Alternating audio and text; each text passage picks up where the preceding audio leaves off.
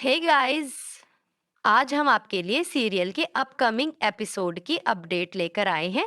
श्लोक और आस्था जिस लॉज में ठहरे होते हैं, वहां का बेड बहुत ही कमजोर होता है और टूटने की कगार पर होता है। आस्था श्लोक से कहती है कि नीचे ही सो जाते हैं।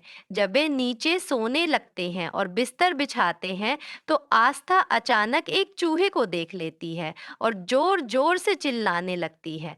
वह श्लोक से चूहे को भगाने के लिए कहती है, लेकिन श्लोक को ये सब देख बे हंसी आ रही होती है। अंततः वह चूहे को भगा देता है, जिसके बाद आस्था तय करती है कि वे दोनों बेड पर ही सोएंगे। जैसे ही वे करवट बदलते हैं, बेड की चिरमराने की आवाज आती है और दोनों हंसने लगते हैं। सुबह होते ही लॉज का एक कर्मचारी दरवाजा खटखटाकर उन्हें बताता है कि सिर्फ 1 घंटे के लिए पानी उपलब्ध है। जो भी नहाना धोना हो कर लें। आस्था श्लोक को उठाने की कोशिश करती है और कहती है कि पानी चला जाएगा, लेकिन श्लोक नींद में कहता है कि अग्निहोत्री के घर पर कभी पानी नहीं जाता।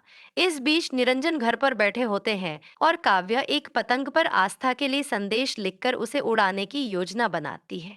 वे चाहती है कि पतंग चाची के पास पहुंचे ताकि वे घर वापस आ जाएं।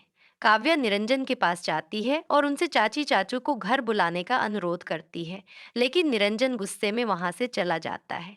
इधर आस्था नहा चुकी होती है और अपने बालों से पानी झटककर श्लोक को उठाने की कोशिश करती है।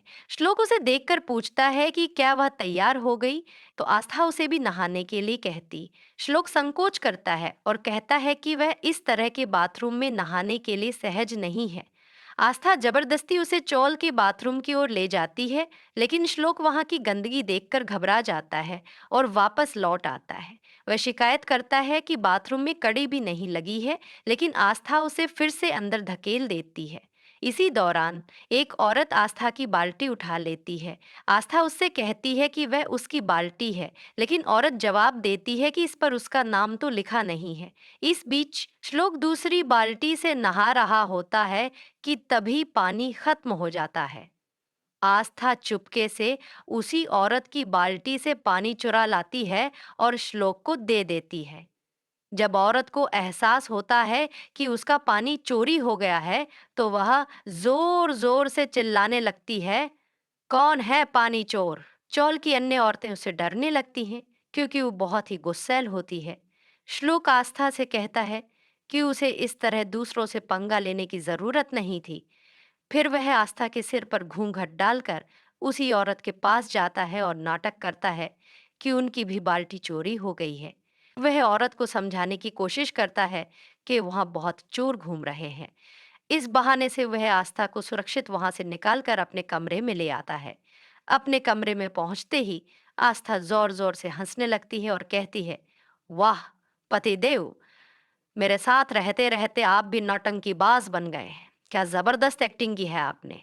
श्लोक मुस्कुराकर जवाब देता है कि आस्था बहुत अच्छी है और वह खुद को बहुत खुशकिस्मत मानता है कि उसे आस्था जैसी पत्नी मिली।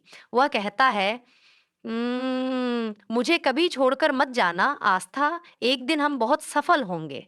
दूसरी ओर अंकुश खुद को सुधारने का फैसला करता है, लेकिन कालीन निधि को इस पर यकीन नहीं होता। उसे लगता है कि अंकुश के दिमाग में कुछ और चल रहा है और वह सच्चाई जानने के लिए सतर्क हो जाती है। ज्योति काव्या को समझाती है कि चाची जल्द ही वापस आ जाएंगी। तभी ज्योति को पता चलता है कि घर वाले घर छोड़कर चले गए हैं। वह निरंजन से पूछती है कि उन्होंने अपने ही बेटे के साथ इतना बड़ा अन्याय कैसे किया। वह निरंजन को ताना मारते हुए कहती है, जो इंसान आपको भगवान मानता था, आपने उसे ही घर से निकाल दिया। जब वह गुस्से में घर छोड़कर जा रहा था, तब आप उसे रोक सकते थे। निरंजन गुस्से में कहता है, बस करो ज्योति, अपनी औकात में रहकर बात करो। मुझे कोई फर्क नहीं पड़ता कि घर में कौन रहता है और कौन नहीं। अगर वह खुद चला गया तो इसमें मेरी गलती नहीं है। इस पर चाची कहती है, बस बहुत हो गया, आपने बहुत मनमानी कर ली, लेकिन अब नहीं चलेगा। एक दिन आपका घमंड आपको तोड़ देगा।